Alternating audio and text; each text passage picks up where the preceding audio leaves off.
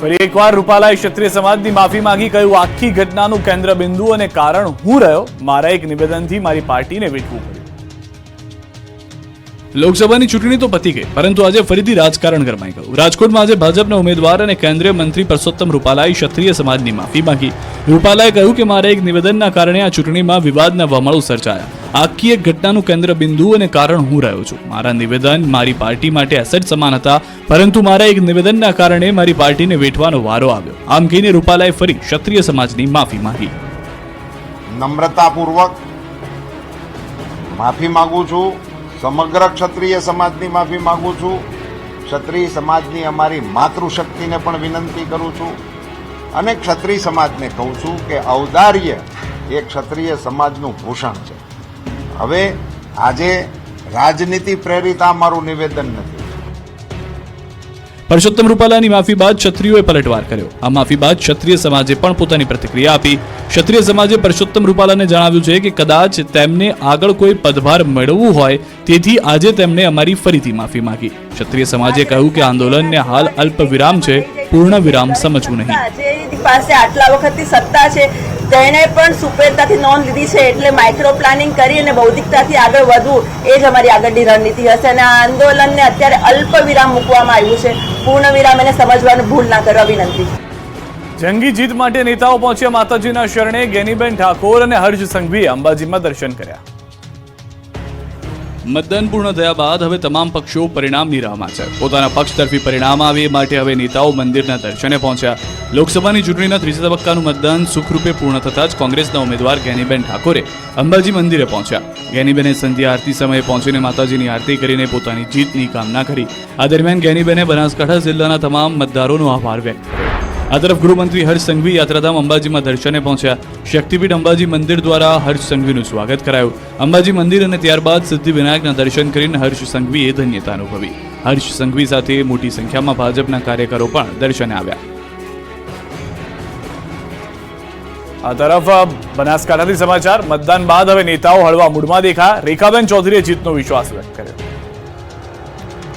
ગુજરાતમાં લોકસભાની ચૂંટણીનું મતદાન પૂર્ણ થતાં જ ભાજપ કોંગ્રેસના ઉમેદવારો રિલેક્સ મૂડમાં આવી ગયા છે। કેટલાય મહિનાઓથી ચૂંટણીનો ધમધમાટ અને ભાગદોડ બાદ નેતાઓ હવે થાક ઉતારી રહ્યા છે, પરિવાર સાથે હળવી પળો માણી રહ્યા છે। ત્યારે બનાસકાંઠાના ભાજપના ઉમેદવાર રેખાબેન ચૌધરી પણ હળવા મૂડમાં દેખાયા। 50 દિવસ સુધી રાત દિવસ પ્રચાર બાદ હવે રેખાબેન રિલેક્સ મૂડમાં દેખાયા। રેખાબેને મતદાતાઓનો આભાર માન્યો, સાથે જ ભાજપ તરફી મતદાન થયું હોવાનો દાવો કર્યો। ચૂંટણીને લઈને છેલ્લા 50 દિવસ સુધી સતત પ્રચાર કર્યો। પહેલાની તેમની લાઇફસ્ટાઇલ અને પ્રચારના 50 દિવસના અનુભવ અંગે રેખાબેને કહ્યું કે ભાજપે મારા પર વિશ્વાસ મૂકીને મને ઉમેદવાર બનાવતા મેં સતત 50 દિવસથી વધારે અનેક સભાઓ બેઠકો કરીને પ્રચાર કર્યો। પ્રધાનમંત્રી પણ મારા પ્રચારમાં આવ્યા, લોકોનો મને બહુ સાથ સહકાર મળ્યો। અમારી મહેનતના કારણે આ વખતે બનાસકાંઠામાં આટલું બમ્પર મતદાન થયું, જે ભાજપ તરફી વધારે થયું, જેથી અમારી જીત નિશ્ચિત છે। મતદાન પૂર્ણ થયા બાદ ઉમેદવારોના ભાવિ ઈવીએમમાં સીલ થયા અને હાલમાં સ્ટ્રોંગ રૂમમાં ચુસ્ત બંદોબસ્ત સાથે ગોઠવાઈ ગયા છે। લોકસભા ચૂંટણીનું ત્રીજા તબક્કાનું મતદાન યોજાયું હતું। તમામ જિલ્લાઓમાં મતદારોમાં ભારે ઉત્સાહ જોવા મળ્યો હતો। ત્યારે બનાસકાંઠા સીટ પર 12 ઉમેદવારો વચ્ચે કાંટાની ટક્કર હતી। બનાસકાંઠા લોકસભા સીટ પર 69.62% જેટલું મતદાન નોંધાયું। મતદાન બાદ તમામ ઈવીએમ પાલનપુર તાલુકાના જગાણા ગામે આવેલ એન્જિનિયરિંગ કોલેજમાં રાખવામાં આવ્યા છે। સ્ટ્રોંગ રૂમ બહાર પોલીસનો પહેરો છે। જડબેસલાક સુરક્ષા વ્યવસ્થા પણ ગોઠવવામાં આવી છે।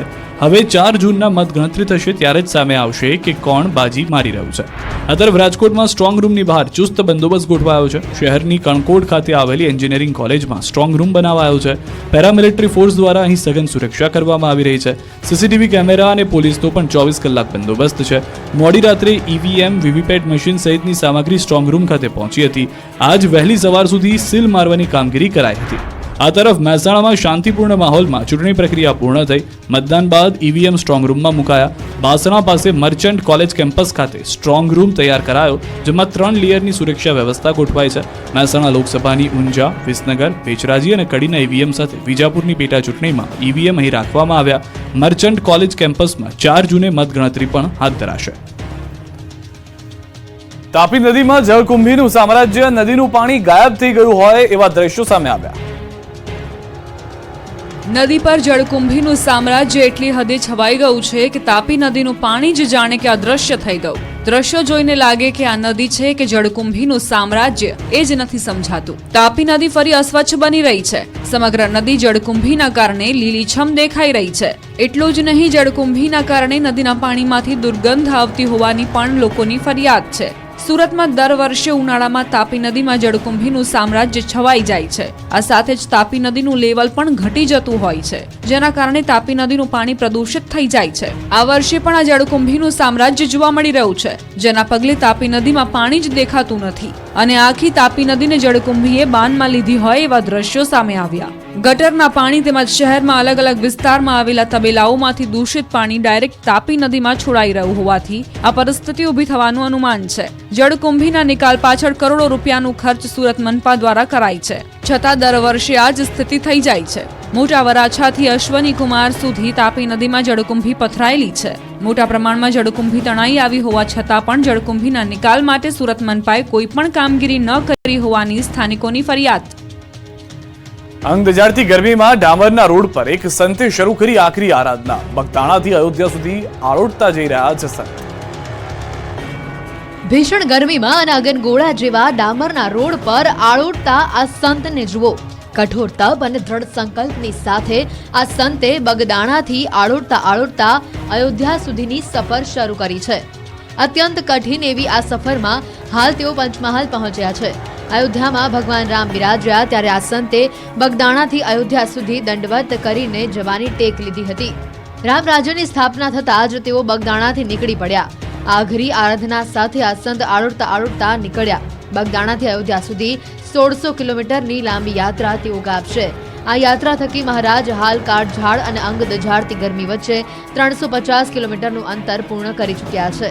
હાલ રાઘવજી સંત પંચમહાલ જિલ્લાના 61 હનુમાનજી મંદિર સુધી આવી પહોંચ્યા છે.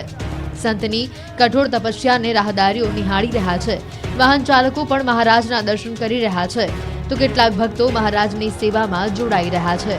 સંત રાઘવજી મહારાજના મનનો આંતરિક ભાવ ભગવાન શ્રી રામ અયોધ્યામાં બિરાજમાન થાય તેવો હતો, જે પરિપૂર્ણ થયો, જેથી તેઓ પોતાના દ્રઢ સંકલ્પને પૂર્ણ કરવા આળોટતા દંડવત યાત્રા શરૂ કરી દીધી. આ યાત્રા થકી રાઘવજી મહારાજ હાલ 350 જેટલા કિલોમીટરનું અંતર કાપી કાળઝાળ અને અંગ દઝાડતી ગરમી વચ્ચે પંચમહાલના 61 પાટિયા હનુમાનજી મંદિર સુધી આવી પહોંચ્યા. તેઓને અયોધ્યા પહોંચતા અંદાજિત 1.5 વર્ષનો સમય લાગશે. આ દરમિયાન તેઓને તમામ ઋતુ અને માર્ગની સ્થિતિ તેમજ ટ્રાફિકની આકરી કસોટીમાંથી પસાર થવાનું છે. અચાનક જ વાતાવરણ પલટાયું અને ડાંગમાં ખાબક્યો વરસાદ. સાપુતારામાં પણ વરસાદ પડતા લોકોને ભીષણ ગરમીથી રાહત મળી. ભર ઉનાળે કમોસમી વરસાદે ડાંગ જિલ્લાને જાણે કે ચોમાસાની યાદ અપાવી દીધી. અચાનક જ વાતાવરણમાં પલટો આવતા ડાંગમાં ચોમાસા જેવો માહોલ સર્જાયો. બપોર બાદ કાળા ડિબાંગ વાદળો આવી ચડ્યા અને સાંજ પડતા તો ચોમાસા જેવો વરસાદ વરસ્યો. ધીમી ધારે વરસાદ વરસતા લોકોને ભીષણ ગરમીથી રાહત મળી. ભારે બફારા બાદ સાપુતારા અને આસપાસના વિસ્તારોમાં વરસાદી માહોલ સર્જાયો. ગુજરાતનું એકમાત્ર ગિરિમથક સાપુતારામાં વરસાદ વરસતા વાતાવરણ ખુશનુમા બની ગયું.